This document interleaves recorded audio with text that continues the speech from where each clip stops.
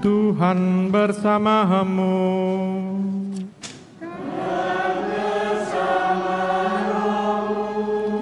Inilah Injil suci menurut Santo Matius.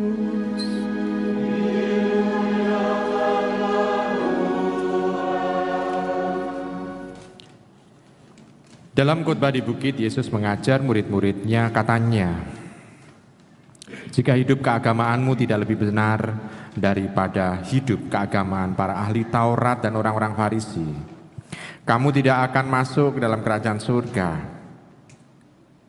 Kamu telah mendengar yang difirmankan kepada nenek moyang kita, jangan membunuh. Siapa yang membunuh harus dihukum. Tetapi aku berkata kepadamu, setiap orang yang marah terhadap saudaranya harus dihukum. Kamu telah mendengar firman, jangan berzina. Tetapi aku berkata kepadamu, setiap orang yang memandang perempuan serta menginginkannya sudah berbuat zina dengan perempuan di dalam hatinya. Kamu telah mendengar pula yang difirmankan kepada nenek moyang kita, jangan bersumpah palsu, melainkan peganglah sumpahmu kepada Tuhan. Tetapi aku berkata kepadamu, janganlah sekali-kali bersumpah. Jika ya, hendaklah kamu katakan ya. Jika tidak, hendaklah kamu katakan tidak.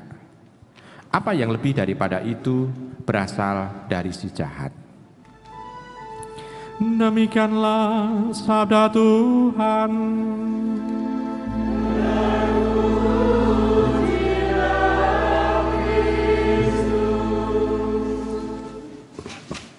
Ibu, Bapak, saudara-saudari terkasih dalam Yesus Tuhan, sebetulnya bacaan Injilnya itu dari Matius bab 5 ayat 17 sampai dengan ayat 37. Tetapi paroki kita memilih versi yang lebih pendek yang disarankan juga oleh percetakan buku atau juga buku liturgi yang kita miliki.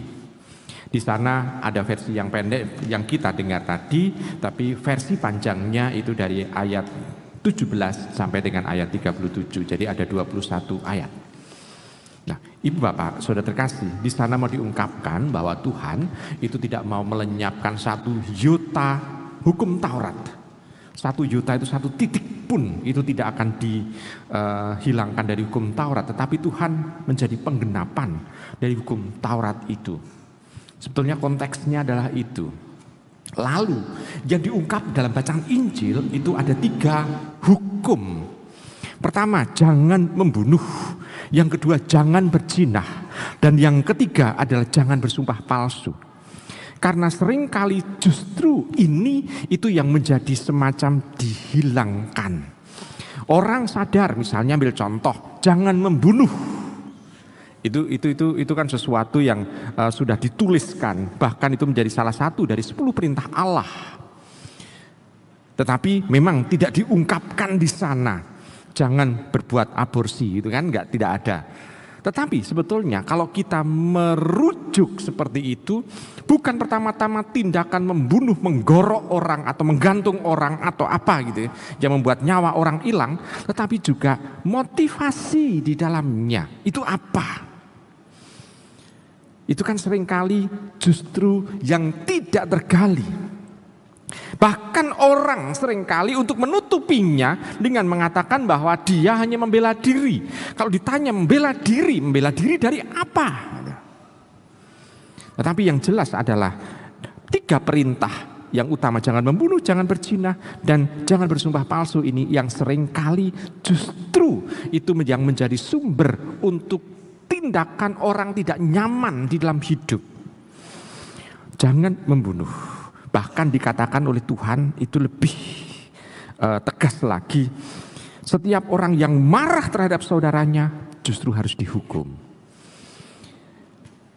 Ibu Bapak, saudara terkasih, sebetulnya saya pertama kali untuk merenungkan ini itu protes kepada Tuhan. Kenapa protesnya? Karena marah itu kan otomatis. Saya marah kepada seseorang, saya tidak bisa merencanakan, otomatis. Tetapi yang bahaya bukan marahnya itu, tetapi sikap yang menyertai setelah marah itu. Marah netral sebetulnya, karena ada sesuatu yang tidak tidak diharapkan itu terjadi sehingga dia marah terhadap orang. Tetapi sikap yang menyertai setelah marah itu yang seringkali membuat orang itu mengalami istilahnya bahaya dosa. Misalnya setelah marah lalu emosinya secara emosional itu meluap-luap. Setelah marah orang itu istilahnya menghajar orang itu. Jadi yang membuat aspek negatifnya adalah aspek emosional yang membuat meluap-luap keluar dari mulut, bahkan dengan tindakan mungkin berbuat kasar terhadap orang. Ibu bapak saudara terkasih dalam Tuhan, kalau orang marah-marah seperti itu, kira-kira apa yang keluar dari mulut orang yang marah itu didengar oleh orang yang membuat kita marah enggak? Enggak. Justru malah percuma. Orang itu malah membuat blok dengan kita, lalu orang itu justru juga marah dengan kita yang lebih besar lagi. Dan itu memancing kemarahan yang lebih besar lagi. Dan sehingga yang terjadi adalah mungkin sampai kepada orang dendam. Ingin niat untuk membunuh segala macam. Itu kan dari kemarahan. Dari Tuhan Yesus itu mau mengatakan bahwa jangan orang terpancing untuk itu. Kalau marah ya sudah. Lalu marah yang baik bagaimana? Itu seringkali pertanyaan yang muncul. Marah yang baik bagaimana? Marah yang baik adalah marah yang bijaksana. Bagaimana itu? Saya mau tanya dulu kepada orang tua. Seringkali marah pada anak enggak? Ya, pada anak. Seringkali keluar meluncur dengan istilahnya itu mudah kata-kata yang indah atau kata-kata yang buruk terhadap anak. Apakah ada orang yang marah itu justru memuji anaknya? Enggak, tapi mengatakan apa? Goblok, anak setan, atau apa segala macam itu ya, jadi macam. Jadi kalau malah proklamasi orang tuanya memproklamasikan bahwa dia setan. Mungkar anak IDW mengatakan, oh anak setan, itu kan berarti yang setannya siapa? Orang tuanya sendiri. Seringkali kan begitu, justru memproklamirkan di hadapan anak siapa dirinya. Marah terhadap anak, oke, supaya didengarkan. Marah yang bijak adalah marah yang tetap menunjukkan bahwa panjenengan punya kasih. Bagaimana itu? Bagaimana marah tetapi Anda tetap menunjukkan kasih terhadap anak? Misalnya ini marah terhadap anak ya, orang tua terhadap anak. Bagaimana caranya? Ibu bapak, pada saat marah seringkali hati ini meluap-luap. Kalau meluap-luap ini seringkali lidah, mulut tidak terkontrol keluarnya.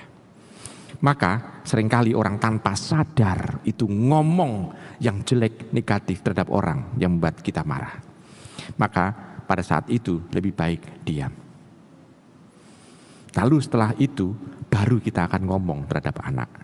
Misalnya, nak, bapak atau ibu kemarin marah terhadapmu karena kamu melakukan ini. Bapak dan ibu tidak suka kalau kamu melakukan ini, sehingga bapak ibu marah karena ini, karena ini bahaya terhadap diri kamu nanti selanjutnya. Dengan seperti itu, kira-kira anak mendengarkan enggak? Mendengarkan. Berarti kata-kata percuma enggak yang keluar dari mulut kita pada saat setelah kita marah dan kita mulai tenang dan ngomong serius dengan anak empat mata. Enggak percuma. Artinya kita betul mau untuk supaya anak ini bisa bertumbuh, berkembang sebagai pribadi yang baik. Kemarahan itu tetap ada, tersalurkan, dan omongan terhadap anak juga ada, tetapi omongannya penuh dengan bijak. Jadi bukan emosi yang meluap-luap, bukan juga dengan tangan yang melayang, bukan juga dengan kaki untuk menendang.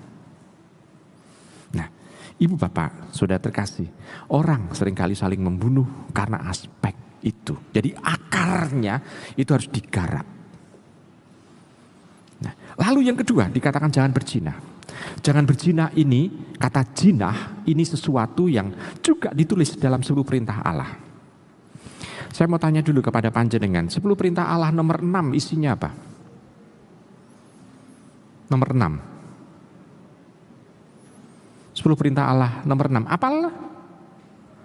Isinya apa? Dikatakan di dalam teks kita itu jangan berzina. 6 dibalik apa? 9. Isinya apa dalam 10 perintah Allah? Jangan mengingini istri orang lain. Kenapa apal? Karena kata 6 bahasa Inggris apa? Six. Diplesetke dadi seks. Dibalik, isinya satu sebetulnya. Berbuat cabul. Nomor 6. Yang nomor 9 sebetulnya adalah mengingini istri orang lain itu sebetulnya jangan berbuat zina. Zina itu ada 2 kesalahan, berbuat cabul dan melakukan dengan pasangan orang lain. Kalau perbuatan cabul itu antara jomblo dengan jomblo. Sedangkan kalau itu zina itu sudah ada 2 tindakan salah. Yakni berbuat cabul dan sekaligus juga hak dari pasangan orang lain ini Anda rampas. Nah, Ibu Bapak, saudara terkasih, kalau demikian berbuat zina ini itu hukumannya lebih berat. Dan itu sudah ditulis di dalam hukum 10 perintah Allah. Nah, dengan seperti ini kita bisa melihat bahwa ada sesuatu. Tindakan itu justru merendahkan diri kita.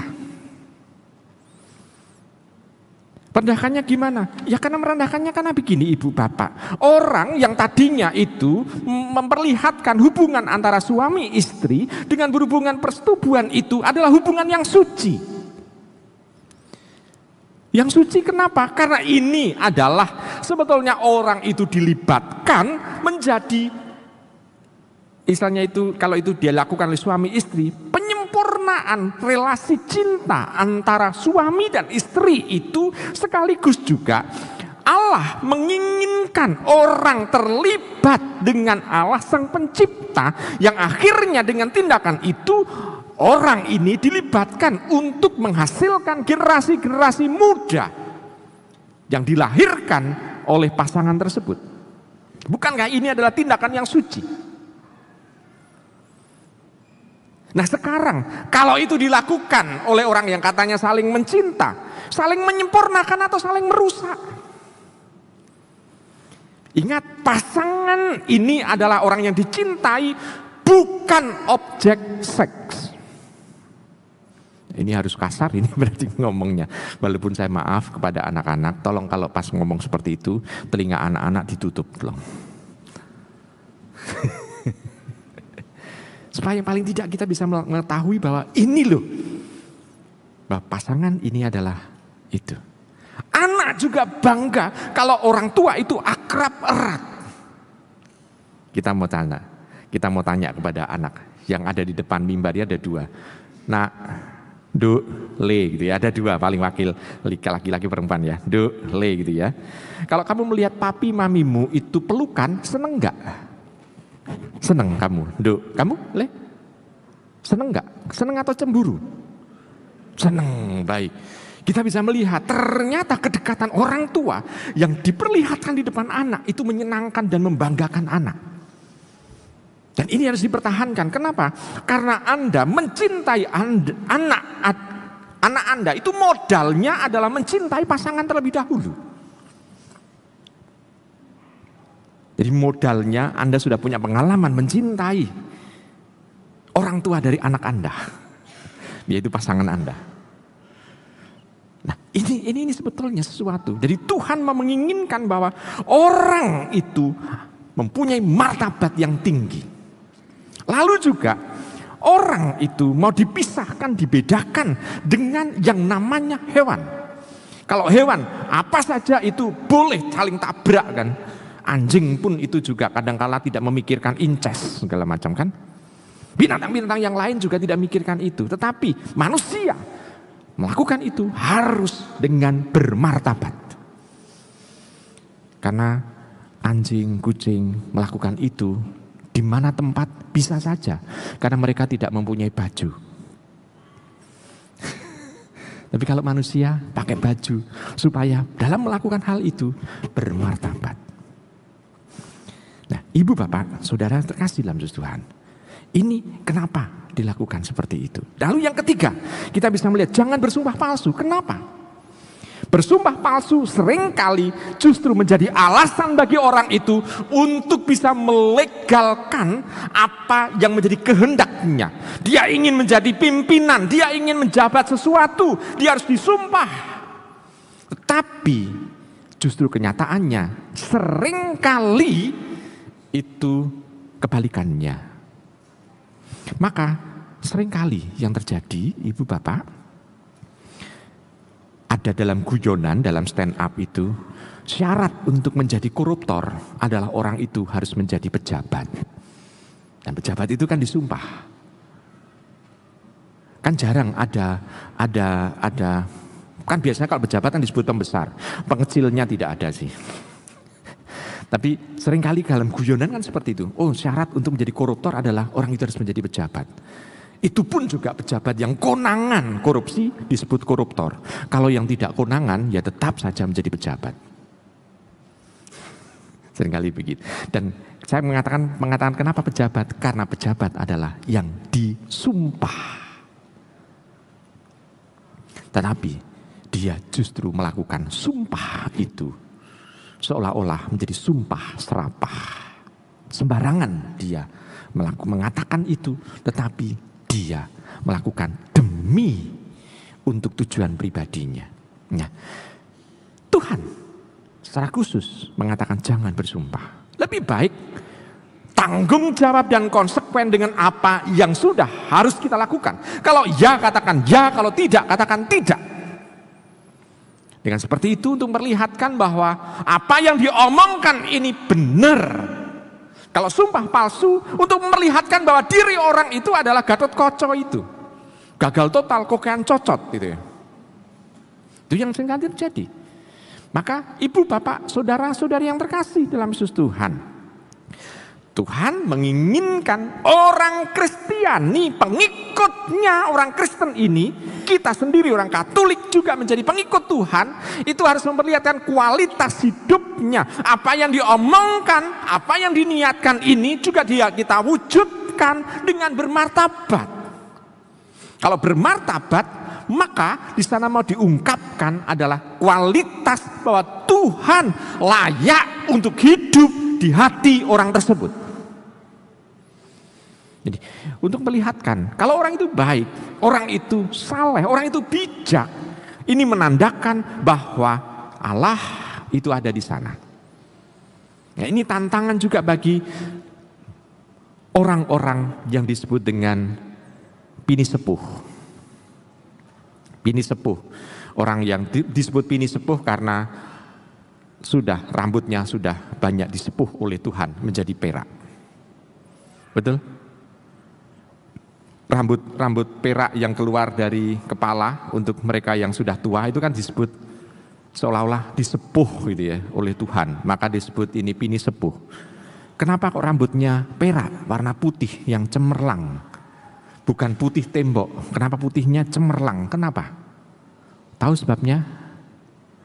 Karena kebijaksanaan, kesucian tidak lagi tertampung oleh otak, tapi meremen atau ada di dalam rambut sehingga bisa keluar. Itu adalah rambut kebijaksanaan dan rambut kesucian. Maka bersyukurlah untuk para orang tua yang tidak menyemir rambut kesucian itu. Justru yang disemir adalah menutup kesucian dan kemurnian dan kebijaksanaannya. Kalau yang ini guyon yang berakhir. Ibu, bapak, saudara terkasih dalam Tuhan. Maka kita bisa melihat pini sepuh itu juga karena disepuh itu seringkali disebut dengan adi yuswo. Adi itu baik, yuswo itu usia yang baik. Nah, ini harus diperlihatkan. Apakah betul dia adi yuswo, usia yang baik. Usia yang baik kenapa? Ya karena harus mengingat kehadiran Tuhan dalam hidupnya. Kebaikan Tuhan harus ditampakkan. Dia menjadi sumber nasihat, menjadi tempat orang-orang muda untuk bertanya, gitu kan? Maka disebut dengan adi yuswa karena itu. Tetapi yang ada adalah Yosua yang ngadi-adi. Yosua itu usia, ngadi-adi itu minta dimanja. Baik, kalau lansia, ya lanjut usia saja. Untuk melihatkan bahwa dia memang lanjut usianya. Kalau hanya usia lanjut, dia bisa memperlihatkan kebijaksanaannya. Tetapi usia lanjut usia, itu melihatkan kebijaksanaan dalam diri orang itu karena dia sebagai yang senior citizen. Tetapi kenyataannya bukan lanjut usia, tetapi di kalangan kita malah usia lanjut.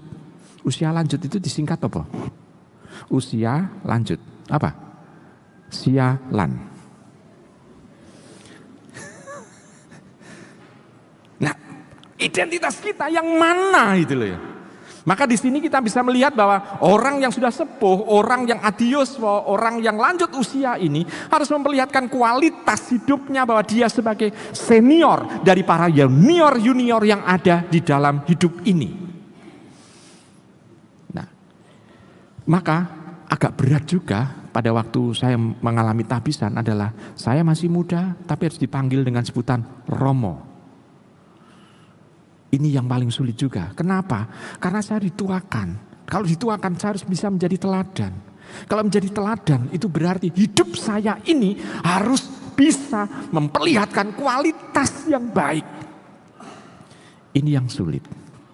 Tetapi insya Allah berusaha untuk menyempurnakannya.